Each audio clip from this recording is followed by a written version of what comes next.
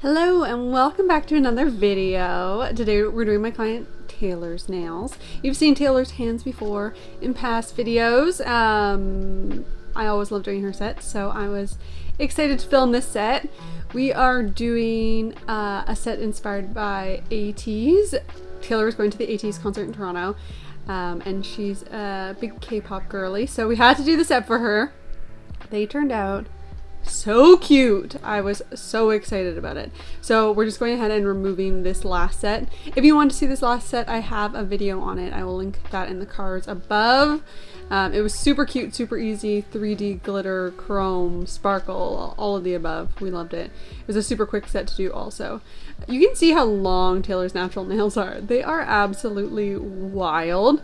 We have been growing them out for quite some time now.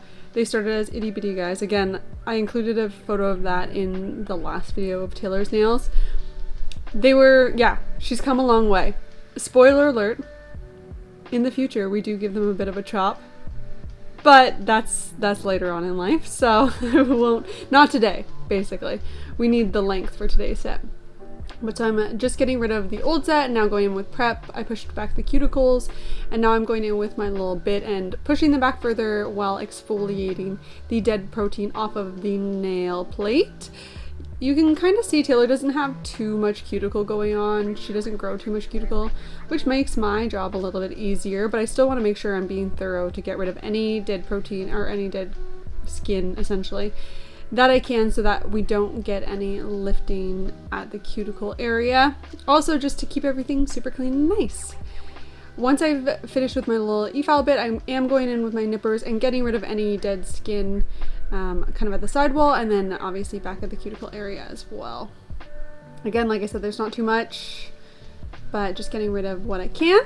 And then going in and doing a little shape. We took down the length. You can see I've already filed down the length. We took it down just so slightly. And we're kind of going in with this like kind of soft almond shape. This is what Taylor's usual go-to shape is. She's pretty flexible or down for whatever, but this is usually the preference. So we're just going in, shaping everything up. We lose a bit more length in shaping as well, so that takes things down just a touch. But yeah, her nails are wild. Would you look at that? The middle finger, you can see there, it kind of curves a little bit. And this is super regular for this to happen, but you just want to keep that in mind when you're shaping on clients, that you're like looking at it from all angles, but also using the curves to kind of help with the shape. Because if your nails curve and kind of twist, your shape's going to look different than if they were just completely straight out. So you definitely want to keep that in mind and kind of look at the nail from all angles while you're shaping. I'm just going in with a sanding band here, and I'm lightly etching over the natural nail, as well as just smoothing out the remaining gel on the nails also. God, words this morning. Oh yeah, it is the morning. I'm filming right now. I just had dental work done yesterday. My face is still a bit swollen, just like fillings and stuff, but yeah, I'm uncomfortable. And if you have heard me talking about dental work in a vlog prior, I'm not a fan, so I'm not enjoying myself currently. But anyways, back to nails. Going in with the Nail Thoughts Clear Builder Base, and I'm just doing a thin layer on Taylor's nails for a base coat. Normally, depending on the length of the person's nails, I'll use this as a builder and a base all in one, but I'm just using it as a base coat today because Taylor's nails are a bit longer. I'm going to be going in with a different gel just to make sure we have some sturdiness. Taylor had a crack in that nail and it was quite large, so we ended up making the call to snip it off. I'm going in and using the dual form method to build her out an extension. I'm using the Gel Bottles hard gel there, and this is the dual form that's available from Sweetie Nail Supply. I'll go ahead and link them in the description below. I actually really like them. I have a few different brands of dual forms, and I kind of pull them all out when I'm working on a client just to see what works best with their natural nail shape. I am a brand ambassador for Sweetie Nail Supply. You can use code Rebecca for 10% off. All the products will be linked down below. This is the Gin Beauty Coolier gel I'm using as a builder gel. This it's naturally not supposed to have so many heat spikes. I have a few different viscosities in this gel as well, so I'll use generally all different ones depending on the nail type, the nail length. I believe this one is like kind of the mid thickness. I think it's called thick. But again, I'll link that down below, so not to worry. And so I've applied a slip layer, I grab a bead of the gel and I just kind of walk that down the nail. I don't walk it down the entire nail unless I have some gaps I need to fill. But because I still have remaining product on the tip of the nail from previous sets, because I always keep a builder layer on Taylor.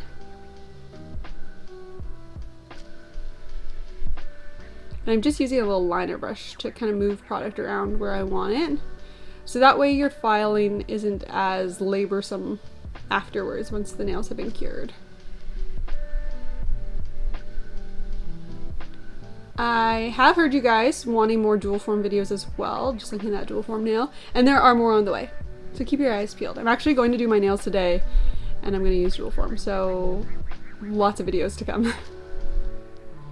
I'm just going over and refining the shape now of Taylor's builder, smoothing everything out, getting the apex where I want it to be, getting the cuticle a little bit more flush. Oh my god, I think I'm about to sneeze. Okay, no, it's gone. There's nothing worse.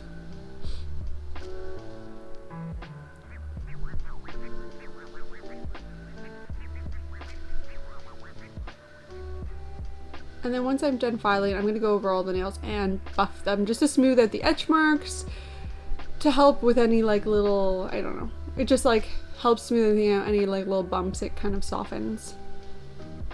And then once I've wiped those nails off, I'm going in with more of the Nail Thoughts clear builder base, and I'm just doing a thin base coat. This isn't always a necessary step, it is usually my preference. I like to fill in all those etch marks so then painting over with color is a lot more smooth, but it's totally up to you. I find especially if I'm using a syrup gel, then I will always do this because syrup gels apply really well on top of a base coat. I'm sorry, a disclaimer, my head gets in the way in a lot of the art. I actually have cut out a lot of it, but my head does make a large appearance being so large in size. That was a Bandy Aurora Glaze cat eye gel, and that is absolutely still one of my favorite cat eye gel collections. I know Tamara from, oh, you know when you're trying to think of someone's account name, the Devil Wears Press-Ons, she had like this little hack for ordering that collection and being in the States. I saw her post about it, and I think a lot of Americans like bought out the entire collection, or entire stock on Sweetie Nail Supply. She has like a Sweetie Nail Supply or like Korean Nail Supply unboxing on her channel, so go check it out. I love watching her videos. And now I'm just going in with some airbrushing. I laid down a matte coat before I started airbrushing. And I'm just using a bit of white for starters, but I'm going to go in with this neon pink. And the neon pink is a bit sheer, so it does need that white boost behind it. So that's what I'm doing first, going around doing all the white layer, and then I'm going to go in with the neon pink. I know a lot of people struggle with kind of more defined work or more straight work on airbrushing, like doing lines like that. I would just say light pressure on the trigger. Go really slow, but you have to be a bit closer to the nail to get smaller, like smaller lines, I suppose. Yeah, but you definitely want to be really, really light on the trigger. You can go over and over it again, but it also does take practice. Balance your hands, balance your arms on the edge of the table. But yeah, it does take practice. So just keep on trying. I'm just going over. I've got my little stencils that I make. And with the more sheer colors, you do want to be careful too, because they can kind of burst out and like leave more of a wet mark, I find, than the more opaque colors. So you do just want to go light-handed, especially with those, and make sure everything's kind of drying in between. Do thin layers. And I'm going to peel off those stickers because that's just satisfying.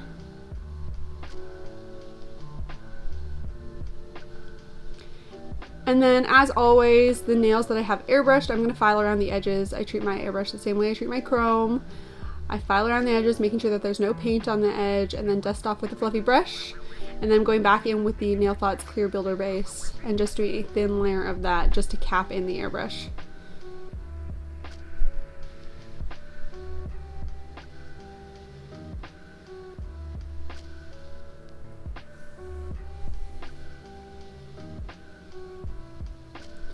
And I'm just using a bit of my Mostive silver ink and I'm painting clear bow charms. If you haven't done that yet, I highly recommend using inks to change your charms. I love it. It makes a huge difference and it kind of fills the void when you like need different things from different charms. Like I don't have silver bows, so I'm just making them. That was the Daily Charm chrome gel. I applied a thin layer of that and I'm going over just with the silver chrome. And then filing the edges of the nail and dusting that off. Same on the other hand as well.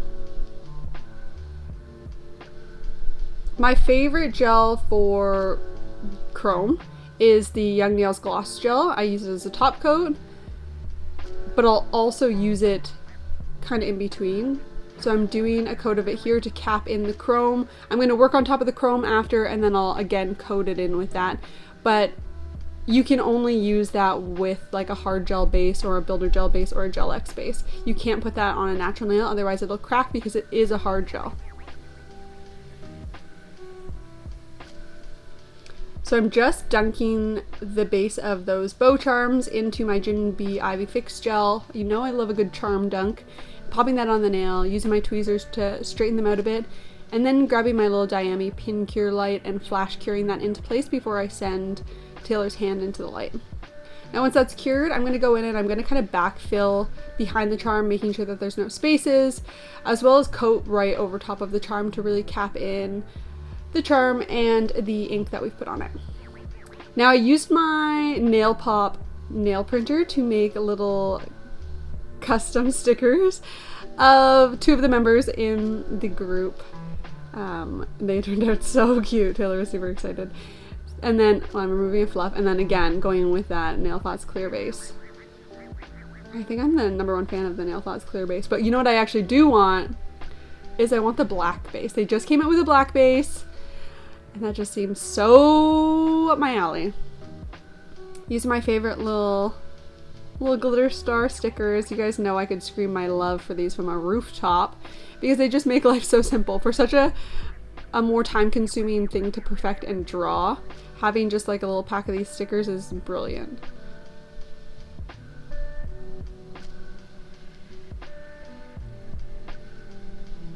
I'm just doing a little French tip over the cat eye. I wish in the video you could see how crazy the cat eye it reflects, but the angle at which I'm holding her finger and, you know, it's not showing it. But I loved this color as a base for a cat eye. I think it looked so good.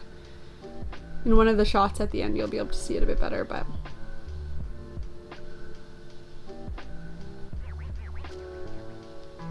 I also love a thick French. So I just flip her hand upside down to make sure that the French is looking even from all angles, and then I go in and correct anything that I'm not pleased with. And then I'm using a bit of silver chrome paint gel and just doing a little spiral, or not a little spiral, a full nail spiral on this nail. This set was actually heavily inspired by a birthday mystery mani I did on one of my clients, Mackenzie, a few years ago. Taylor loved that set, and so we used that as inspiration for this set, which is awesome because that's one of my favorite sets too. I loved that set that I did on Mackenzie, and it was also Mackenzie's favorite set. And when I told her I was doing this set inspired by her, she was very excited. Now I'm going in and I'm doing a little 3D work, drawing out the little bunny. This is, I'm not familiar with K-pop really, but I know that this is one of like the little, I'm always about to say little logos, but little characters of the group.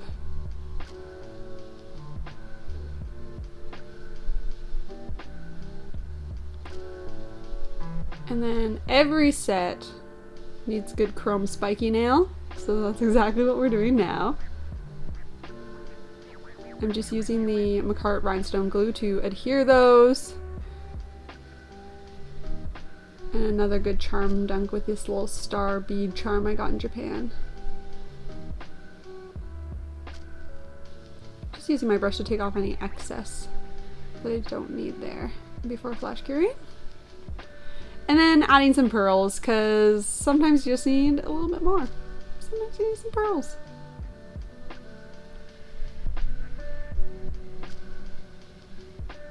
And then I'm using that same Macart gel to go over top of the spikes. Super important when you're working with charms, obviously, to cap them in, but also especially when you're working with spikes. They're pretty sharp. For safety's purpose, you definitely need to cap them in, but also just to keep them shiny and on there. It's important.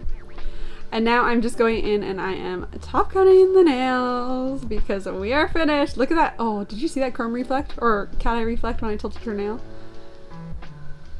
So good. So many fluffies today, apparently.